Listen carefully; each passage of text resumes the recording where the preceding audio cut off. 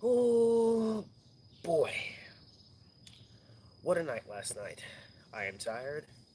Literally, I just woke up, so if I fall asleep during this review, you'll know freaking why. But I'm gonna try my best to stay awake. Last night was pretty good. I enjoyed it. I think everything delivered. It was a so-so pay-per-view. Um, let's just get into it. WWE Backlash, the greatest wrestling match ever. I have my thoughts on that. You're probably not gonna like them, but I don't give a shit. Alrighty here, Backlash. We started off the show. I actually missed this match. Apollo Crews against Andrade. Apparently Andrade retained because Kevin Owens came out and interfered. Cool. I guess I gotta set Kevin Owens and Apollo Crews down the line. So cool. Apollo Crews retained the U.S. title in 7 minutes 25 seconds. So there you go. What do you do? In the opening match, which I thought was pretty fun, we had Bayley and Sasha Banks defending the women's tag titles against Alexa Bliss, Nikki Cross, and the Iconics. You know, why not? I had to do the pose. I'm actually warming up to the Iconics for once. When I was on their butts last year, man, for their just antics, whatever. Anyways, this match was pretty fun for 8 minutes and 50 seconds. It was really fun. Lots of tags. Um, Pretty much everybody was doing a very good job of the match. There was a Bailey and Sasha delivered their new finisher, which was pretty cool. I liked it. I can't remember the name of it though, so I apologize if I don't remember it. What else happened during the match? They hit okay. Bailey and Sasha hit like this. Okay, this was like a little bit of a tribute to the FTR, the revival, as you guys know, but still FTR and AEW. They hit kind of like a little bit their finisher. It's pretty cool. I enjoyed that. Um, Nikki Cross did her shtick. There was a freaking crazy dive from Peyton Royce on the outside, just some kind of suicide dive on anybody. That was pretty cool. I like that. In the end, Sasha and Bailey ended up retaining because Sasha rolled up, I believe, Alexa Bliss. She rolled up Alexa Bliss for the 3 count. Used the tights, 1, 2, 3. So, for what it was a very good match. Champs ended up retaining, and I had 2 predictions right. So, that was pretty cool. Good way to open the show. Good way to open the show. I just thought we were going to open up with Jeff Hardy and Sheamus, but they didn't. So, there you go. Alexa Bliss and Nikki. No, Alexa Bliss and Nikki Cross, my bad. See, guys, I'm so freaking tired. I just legitimately just woke up. So, as I was saying, the Bailey and Sasha ended up retaining the role models, whatever you want to call them. Anyways, moving on. Sheamus and Jeff Hardy. This match,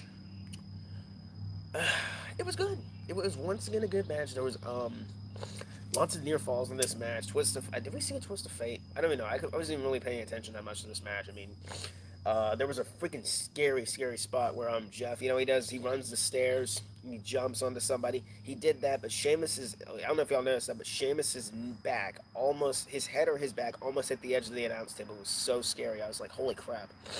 Um, there was uh, there was bro kicks. There was beating of the chest. Obviously, there was what else was there? There was freaking just violence everywhere during this match. And in the ending, pretty much came when Jeff Hardy got hit it out of midair with the bro kick on the outside, and then Sheamus brought him back in, hit another bro kick, 1, 2, 3. So Sheamus won the match. I'm really actually surprised by this because the way, well, technically Jeff Hardy stood tall this past week, so I should have seen this coming. But I was actually had Jeff Hardy win this match, but they're probably gonna continue the rivalry, continue the feud, and there you go. So overall, it was a really good match. Jeff also did like he ran the barricade and jumped on the Sheamus, which was pretty cool. Um, Sheamus was screaming at Michael Cole most of the time in the match. That was pretty hilarious. So, in the end, Jeff Hardy lost. He'll get his redemption soon enough, but Sheamus won the match. Very good. Very good match with that. Oscar and Nia Jax. Oh boy. This match was. It was okay. Um, there was just basically Oscar trying to bring down the big Nia Jax and all that stuff. There was kicks to the knees. She literally wrapped her up like a pretzel at one point, where she was extending her arm to where points you should not extend your arm. She was basically like a Black Widow, but a very violent, dangerous version of it. Um, it was very good. What else happened during the freaking match? There was no Kyrie Sane. Obviously, she was written off of television, I believe, for injuries and all that stuff. I really don't blame her. Obviously, she did have an injury because a few weeks ago with Nia Jax and the steel step spot, but whatever. Um, what else happened? They got on the outside. They started brawling. Oscar hit her a flying hip attack. She kicked her in the head, and then basically the ref was counting all the way 1, 2, 3, 4, 5, 6, 7, 8. They reached the 10 count and double count out. So I'm really surprised with this one. At the same time, I'm not surprised. I guess they want to keep both women looking strong. I don't know why you do want Nia Jax to look strong. I mean, she's done everything else. My God. Um, so I don't know where they're heading with this. We'll probably find out tonight on Raw. Who knows? But Asuka obviously retained the women's championship with that. I got that prediction right. So I had one prediction wrong so far. Let's see how it continues. Braun Strowman against The Miz and John Morrison. This match sucked. This match just point blank. I first of all I thought this was gonna be a freaking squash match. That's all I thought this was gonna be. Um, they were basically the entire time Biz and Morrison just mocking Braun Strowman. It was so stupid. But before that, they before even the match started, apparently like Strowman's arriving in his car and then his car gets wrecked again later on in the show, which I'll talk about. I'll talk about that. All right. So they wreck. So basically they started taunting Braun on the. They started taunting Braun. Braun pretty much swaps them away like flies, like they're nothing. He just pretty much dominates them most of the time. They got the upper hand a few times. John Morrison's amazing. The Good Night Express. Thanks for that, Vinny. I didn't even know. That's dope. FTR's finish. That's pretty cool. But they hit a Morrison like freaking took up. Morrison had the entire match pretty much to himself. And Miz was pretty much okay. There's a few times they were arguing like Miz hit or yeah Morrison hit. Okay, it's like Miz hit the Skull Crusher finale when Morrison was going for this flying move. Miz hit the Skull Crusher finale, and basically before the match even began, like backstage, they were told like whoever won the match would be the co-holder of the championship. So yeah, I think there was obviously there's gonna be shenanigans coming about that when that was already announced. Miz at the Skull Crusher finale. Morrison went to cover, and then Morrison got pulled off by Miz. Miz is like, "I'm sorry, I'm sorry, bro." And it's like, bro, what are you doing?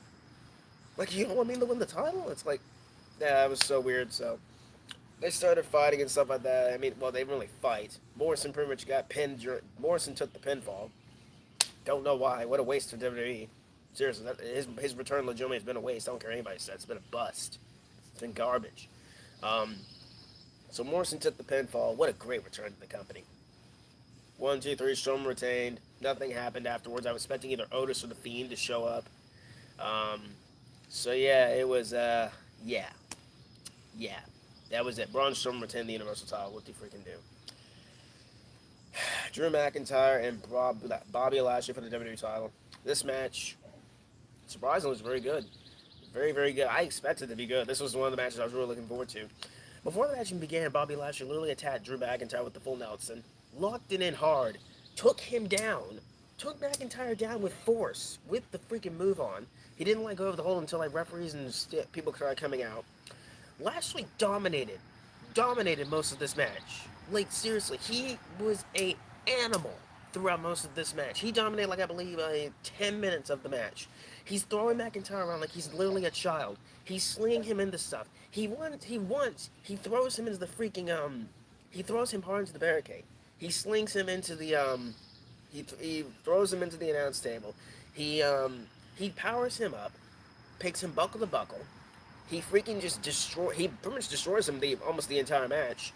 Morrison. Drew got the upper hand a few times, and he gave the guys a big comeback. And I said like during the match, I'm like they're building up Lashley for something. I was not trying to cause a frenzy. We were actually legitimately nervous that the Lashley was going to win the title, um, which I wouldn't have mind. I'm gonna be honest with you guys, I wouldn't have mind that, but spoiler alert, spoiler alert. I'm kidding. Well, if you didn't see the paper, spoiler alert, yeah. Yeah, so the ending came when Lana came out. I think we all expected this. Lana came out. She distracted MVP. Well, she was getting MVP's face. She gets on the apron. MVP's telling her to get down. She looks at MVP. She's talking to MVP. Lashley's looking at Lana. Drew takes the upper hand. Drew knocks Drew knocks Lashley into Lana. Lana falls down to MVP. Claymore, 1, 2, 3. That was it. And that was pretty much it. Yeah, I really can't describe the whole match. I mean, it was really good. Personally, it was my favorite match on the card. So Drew McIntyre retained the WWE title. I don't know where they're heading with this now. I mean, I kind of people are saying they're going to do round 2 at Extreme Rules. Which, by the way, guys, if you have not seen the Extreme Rules logo, it's sick. It's literally sick. I love it. Um, so Drew ended up retaining the WWE Championship. Now, before we get on to the main event, which I really have my opinions on that match, I want to talk about a segment here. If I can find out, because I really cannot describe it in words. I'm going to try and find it. because what we got next was just, I don't know what we witnessed last night before the main event, but this was just bizarre. So, if I can find it here, if I can freaking find it here, bear with me, guys. This might take a while. So while I'm doing this, you guys talk amongst yourselves, and I'll try to keep you guys entertained as well. So don't worry.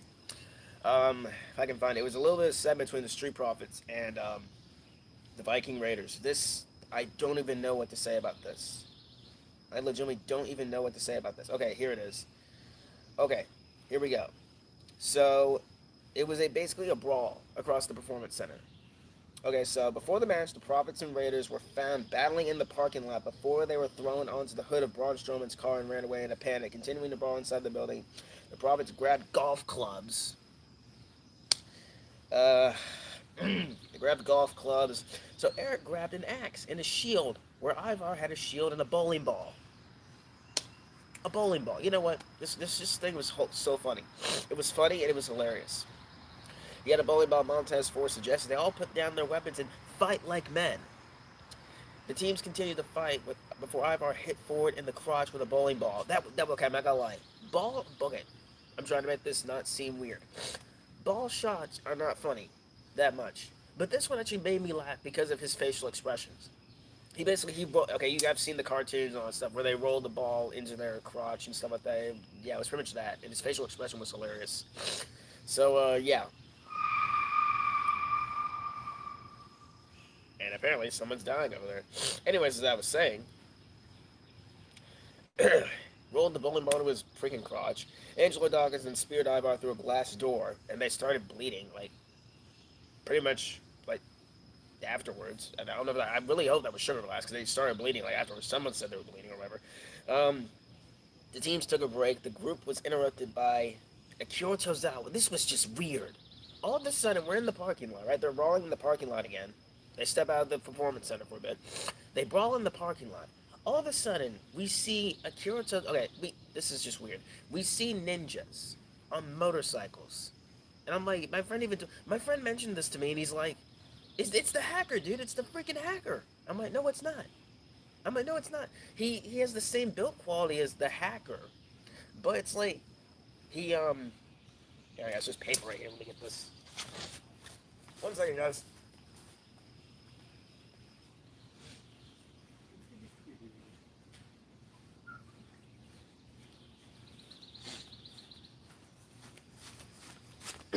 Sorry about that, guys. My apologies. There was paper right there. I didn't even notice that. It was from last night. Anyways, as I was saying, there was ninjas. The guy takes his freaking helmet off. It's Akira Tozawa, right? And he has this entourage of people in motorcycle gear. It was like something out of freaking Fast and Furious. I'm not even gonna lie. This was just bizarre. What else do we got here? I'm trying to find it. Tozawa said anything they could do, his group could do better. The Prophets and Raiders then became the Viking Prophets. You heard that right, folks. The Viking Prophets. I was laughing throughout the entire time. Is Akira Tozawa getting a push? I don't freaking know. I don't even know what this was. Anyways. Where the frick is it? I lost it. Oh, here it is. And they fought off the motorcycle ninjas. Tozawa then introduced a giant ninja. This was some big black ninja dude. He was like literally 7 feet tall. I've seen that guy before at live events. He's very good. Can't remember the guy's name, but he's freaking awesome. And then he pulled out a sword. Then Ivar pulled out a turkey leg. He basically used it like Thor's hammer. I don't even know what that was about. It was so weird. They started brawling and then blah blah blah. They all freaking fell up on a dumpster. They pretty much escaped because the big ninja was too scary for all of them. They escaped. They ran up to they ran up on top of the production trucks, right? And they started brawling, right? They started brawling back and forth and this and that. And then all of a sudden they start brawling, and then they all end up in the dumpster. And then Ivar did this huge swanton bomb, which is freaking dope. And the referee came up and said, what are they doing? Their match is next, right? Because apparently their tag match was next. That was the co-main event. This was the co-main event of the show. Not the WWE Championship, not the Universal Championship, not Jeff Hardy and Sheamus. This was. Anyways, not gonna complain because this is actually very funny. Let me see. This is just weird. And then they drove off, and that was it. They were driving off like in this dumpster, and they were all freaking afraid because an alligator was in there. An alligator. I know it's Florida WWE, but I have no words. Legitimately, I was just so confused. But what happened? But Bruce Pritchard took over the freaking show for God's sake. So this is probably his idea. So hey, it was funny. I'll give it that. I'm not a big Bruce Pritchard guy. I think the guy is terrible and creative and stuff like that. But that was funny. That was his idea. That was actually hilarious. Whoever wrote that, good job. You actually made me laugh. And in the main event, we have the greatest wrestling match ever: Randy Orton and Edge. This was it was presented in enhanced camera angles and amplified audio. What WWE means by amplified audio, which means they freaking piped in crowd noises, which was so corny and stupid, but it's understandable. So Edge and Orton came out. Edge had new gear, which is pretty cool. And then Howard Finkel's dressed up in old school gear, which I'm like, what the heck is going on? Before the match even began, the lights go out, and this is the greatest show. That theme song, which I'm so sick of, starts playing. And then it comes down, like we see the Madison Square Garden microphones, which is pretty freaking cool. We hear Howard Finkel over the thing, which I thought was pretty cool. Rest in peace, brother. Um, so we hear Howard Finkel. That was pretty cool. They tried to replicate basically a stadium-like setting. Even though we were in a very, very, very, very small setting, they tried to recreate it as like this very big thing. Um, So yeah, Howard Finkel and all that stuff. Charles Robinson was dressed in old school gear. I give that props to. The match itself was fantastic. The match itself was fantastic with an old school, patient build that perfectly straddled a slow build with a nasty offense move. Both men. Orton was legit busted open in this match. My friend was like, "Oh, he bladed. Oh, he bladed. That's freaking fake blood." I'm like, "No, that's freaking real." He was busted open during this match. Um, Okay, that doesn't say how about what happened during most of the match, but Orton basically got busted open because Edge basically headbutted him a bit too hard. I don't. It was literally a light headbutt. Like touch your head like this. That's all Edge did. That's literally all Edge did. It was like a very tiny headbutt. Orton started gushing blood, not gushing. He was just kind of pouring blood. I was like, what the heck's going on? Um. So there was Edge-O-Matics, there was Unprettiers, there was Rock Bottoms and Pedigrees in this match. I'll let you guys guess who hit the pedigree in this match. It's Randy Orton. So, so Orton hit a pedigree. There was a verse. There was a verse of the pedigree RKO attempt. Okay, so it was Orton hit the pedigree. Then there's an RKO attempt. Edge got up. There was another RKO attempt. Edge reversed into the Unprettier. Reverses that. Orton then hit. I believe no. Edge hit. Yeah, it was so weird. There was so many back and forths during this match. I'm not even gonna joke with you guys. There was just so many breaks during this match. So many freaking kickouts. It was so slow. But I expected this from these two. I really did. And I give these guys all the credit in the world. I'll talk about what I have to say after the match is over. So after breaking out of big moves from throughout WWE history, after breaking out big moves from WWE throughout WWE history, Orton managed to hit Edge the RKO, but Edge kicked out. Literally, he kicked out. It was literally a near fall. It was a near fall, in my opinion. Not in my opinion, actually, I don't know what I'm talking about. Orton managed to hit Edge the RKO again. Edge got up. Edge was actually very glassy-eyed during this match, and I got very concerned. Um, there was one point. Okay, there was one point. If it has it on here, Edge. Okay, Orton drags Edge over to the announce table. He slams him onto the announce table with force, like full force. He says these words, and they didn't bleep this out. He says, and I quote, "I'm going to fucking kill you." Yeah, he says, "I'm going to fucking kill you." PG. PG. It was just like, one second, guys.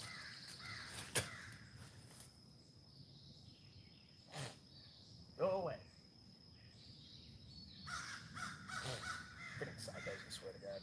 Freaking birds. Don't you just hate when birds interrupt your freaking thing? My God, they're freaking staring at me. I don't like it. Hello, Adam. What's up, bro? How are you? Didn't expect to see you here. Just talking about Edge and Randy Orton. Anyways, as I said, Orton slams Edge onto the announce table. He says, "I'm going to fucking kill you." Drags him into the ring. I believe he gets another RKO, near fall. Orton goes for the punt. Keep in mind, Orton goes for the punt. He misses the punt. Well, he did. Well, he goes for the punt the first time. Edge hits the spear for the near fall. Orton, and then Edge was going for another spear. He Orton, no, yeah, Edge goes for the spear. Orton jumps up, and then he hits a low. Okay, yeah, Edge was going for that little sleeper hold he does. That's apparently his new finisher. He goes for the sleeper hold. Orton, without the referee seeing, hits a low blow. I didn't really see it myself. I saw it afterwards in the replay. Hits a low blow.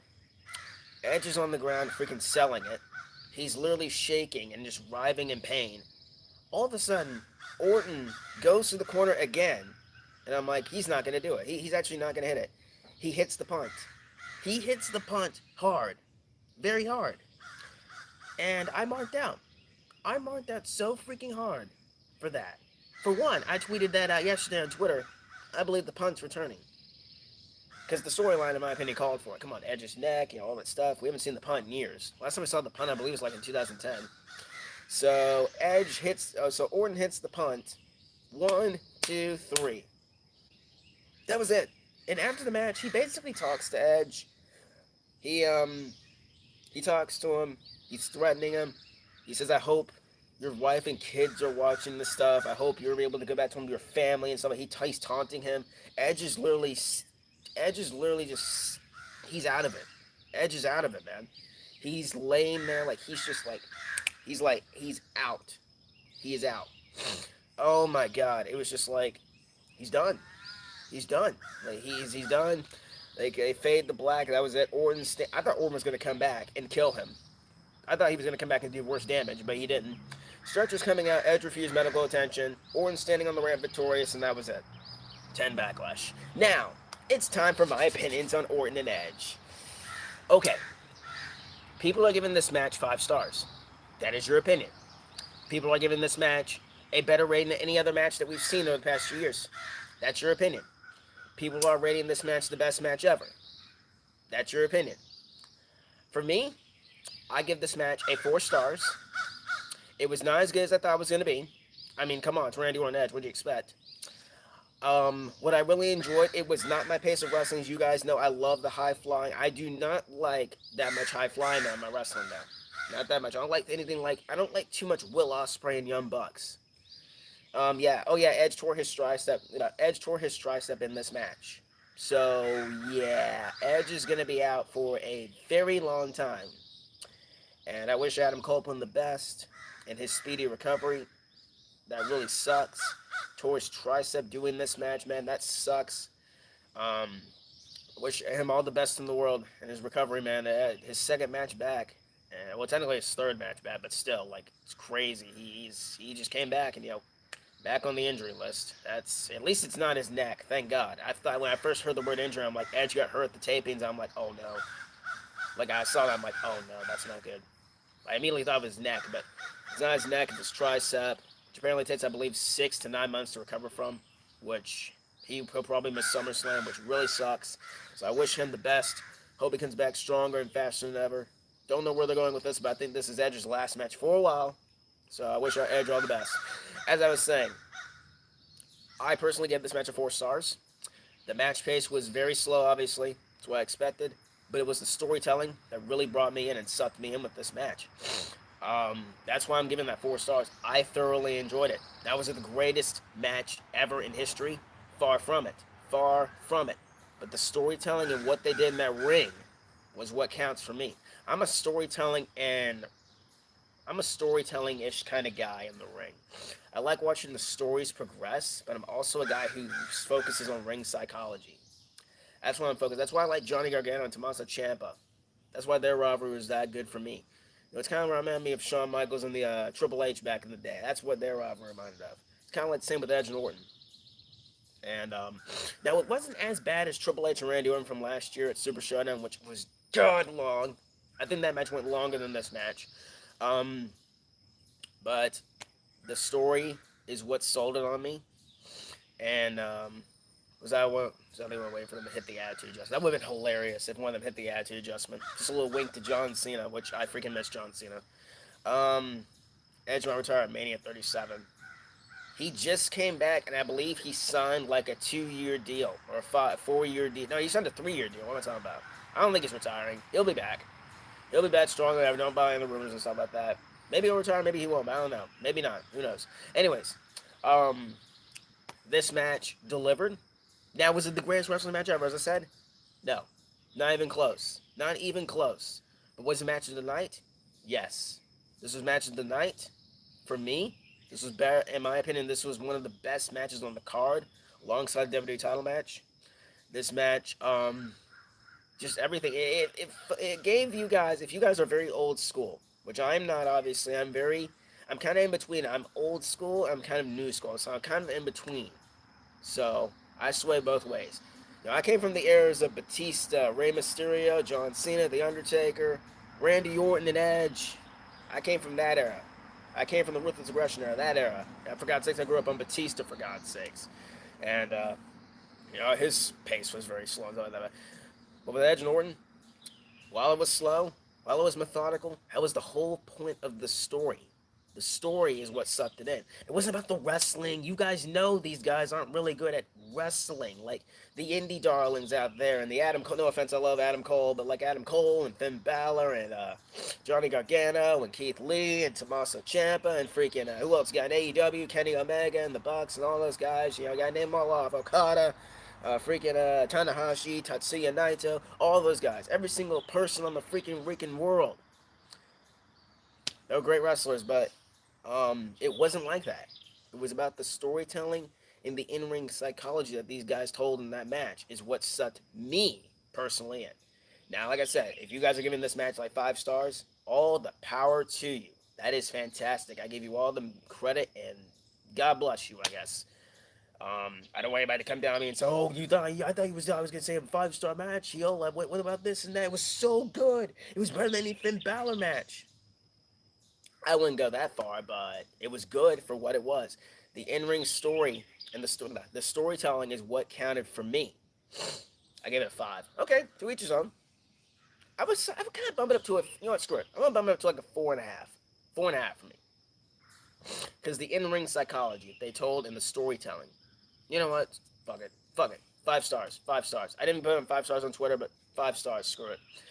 Um, I just been thinking about it a lot since I've been talking. It just like the in-ring psychology that these guys just took in there, and they delivered. Now I wouldn't say obviously it's not as good as the match I just described to you guys, but it's up there. It's up there. It's kind of like Shawn Michaels, and when Shawn Michaels returned in 2002 at SummerSlam, that match to me was 5 stars. It's kind of like that. It's kind of like that. You know what I mean? It's kind of like that. If you really think about it, it's kind of like Shawn Michaels, and yeah, it's kind of like that. I don't know. Awesome love, bro. Stay safe. I give it a 5. All right, everyone's giving it 5. Screw it. I'm gonna bump it to 5 to be so freaking cool and hip. You know, I'm actually gonna bump it to 5 because I thoroughly enjoyed it. So that's really your Backlash review. I really hope I went into in depth. I hope I explained it to you guys as much as I could about Edge and Orton. I didn't want anyone to jump all over me and say, "Oh, this and that and this and that." I mean, I'll probably get people like that. Who freaking cares? But that is all I got for Backlash. I'm very excited for Monday Night Raw tonight. Where are they going to go with the WWE title match? What is the health of Edge? All that stuff. I think we already know what's the health of Edge. WWE hasn't said anything yet, but apparently he got hurt, obviously. But what's going to happen with Randy Orton next? What's next for Randy Orton? What's going to happen with Braun Strowman? What's going to... Oh, yeah, AJ Styles freaking showed up on the show. Cool. Wonderful. The new Intercontinental Champ. I freaking marked out, by the way, about that. AJ Styles. Too sweet. I don't know, man. Very excited to see what happens tonight on Monday Night Raw. Tell me down in the comments below. I read all the comments, as you guys know. Tell me, you guys, what you thought of WWE Backlash. And tell me your rating. What you think of Edge and Orton. What you think of the entire show as a whole. And that's all I got for the review. Overall, as I said, I gave this pay-per-view a 5 out of 10. I'm being very nice to this show. It wasn't as good. I mean, first of all, it was better than Super Showdown. Any pay-per-view so far this year has been better than Super Showdown. But is it better than WrestleMania or Money in the Bank? Nah, not even close. But it's in the middle. It's in the middle for me. Probably third. Behind the Ultimate. Yeah, probably fourth or third for me. But that's all I got, ladies and gentlemen. If you enjoyed the video, I really hope you did. Too sweet that like button down below. Subscribe to videos like this one. Follow this guy on Twitter at HeelBalor. Instagram, HeelBalorYT. And I will see you all for the next video. Too sweet. Peace out. Have a freaking good day.